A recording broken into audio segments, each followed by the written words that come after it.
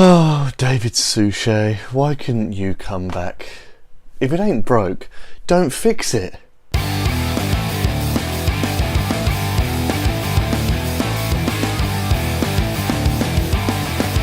Murder on the Orient Express is directed by and starring Kenneth Branagh as, of course, the titular role of Hercule Poirot.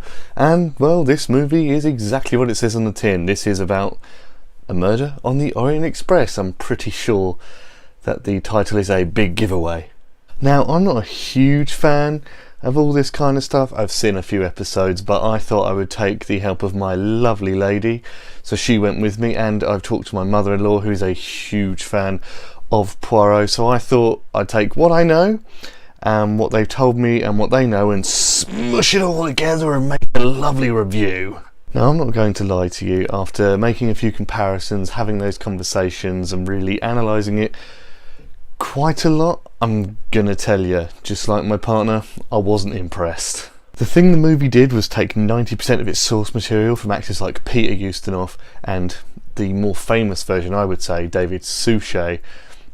Took all of that lovely fine work that they've done over the decades that they've played those characters, took it all, put it in a case and unceremoniously threw it out the door. The main thing that really got me and my partner was the complete rewrite of Poirot himself.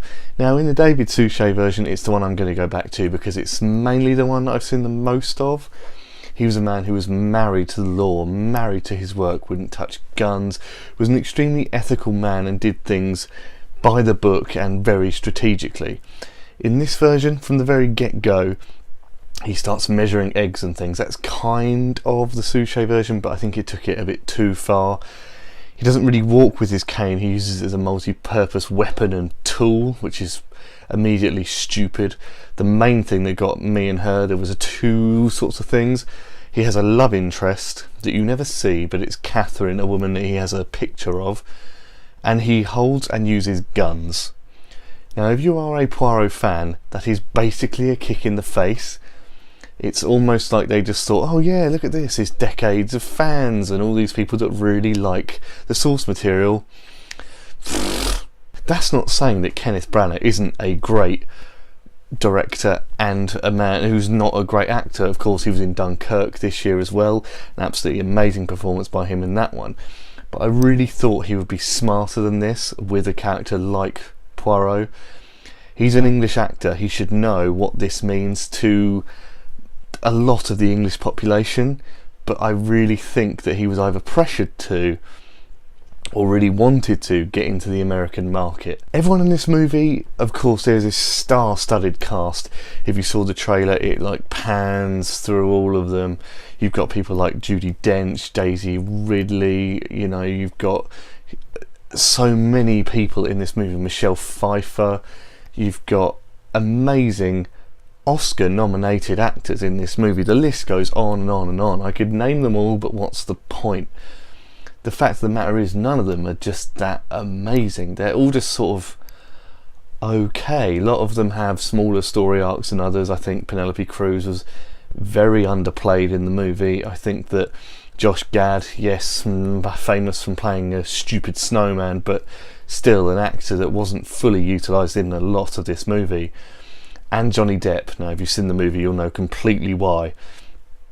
But for me, I think the standout of those sort of bland moments was probably Daisy Ridley's character.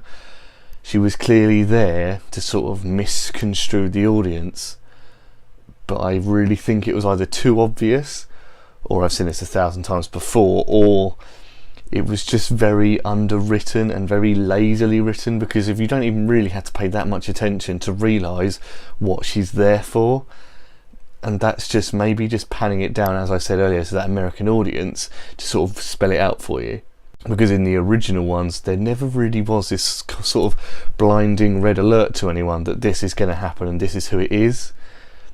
I think if you're going to watch it, you don't really need to be spoon-fed anything, because they wouldn't have done that in the original.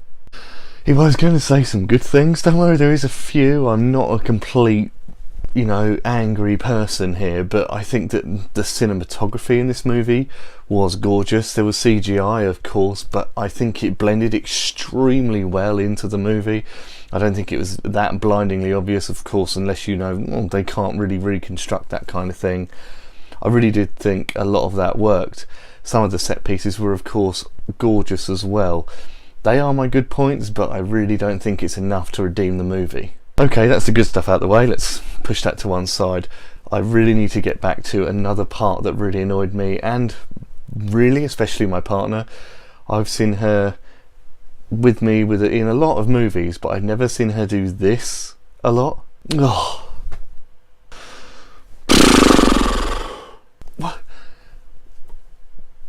What?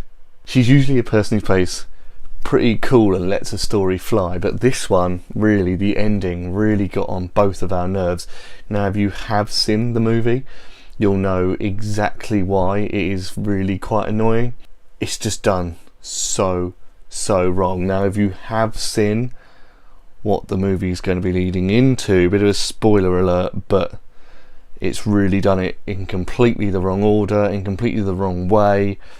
It is just so lazy, but they clearly want to make a franchise out of all the like major Poirot episodes and make them into movies. Don't think it's necessarily the greatest start and the greatest way to set up a sequel, because you're going to get Poirot fans watching it and that's immediately going to turn them off. Now, the main reason most people are going to click on this video is because they're going to ask the main question you want to all know. If I like the original Poirot, will I like this movie? I think it's pretty obvious after the last few minutes, but I would have to say no. This really isn't sort of like the tribute band of Poirot. This is more just a cruddy pub band that will not play the right notes. It is not a film that even takes the source material and uses it as a backbone for the whole thing. It almost says, right, I'm going to have a French accent, be a detective and solve a murder. It could have been called something, in my eyes, completely different. There was just, unless you know about Poirot, then yes, that will affect you. But I think that you could just put it down to any sort of gritty detective murder story. I really don't think that it's paying any attention to any of the Poirot fans over the last few decades. It is really just trying to get a bigger murder mystery out into the world market and trying to make it sell. I really don't think it will do that. It really is set on a really niche market of people who like these kind of things, and it's just not paying any attention to them. Now, for all of these bad things being said, guys, I am going to give Murder on the Orient Express a 1 out of 5. So there you have it, guys. There is my take on Murder on the Orient Express. Now, if you are a Poirot fan, please let me know what you thought about the movie. And of course, if you were just like me and went into it with an open mind, wanting to see what it was like, I'd love to know what you thought about it too. I want to know what all of you think. I'm all up for opinions. Now, before you go and you put me into a little screen in the corner of your phone there, don't forget to press the subscribe button. Go on all my social networks. I'm on there. I'm chatting. I'm interacting with you guys. Please do that. You'll know the drill, and I'll see you all in the next video.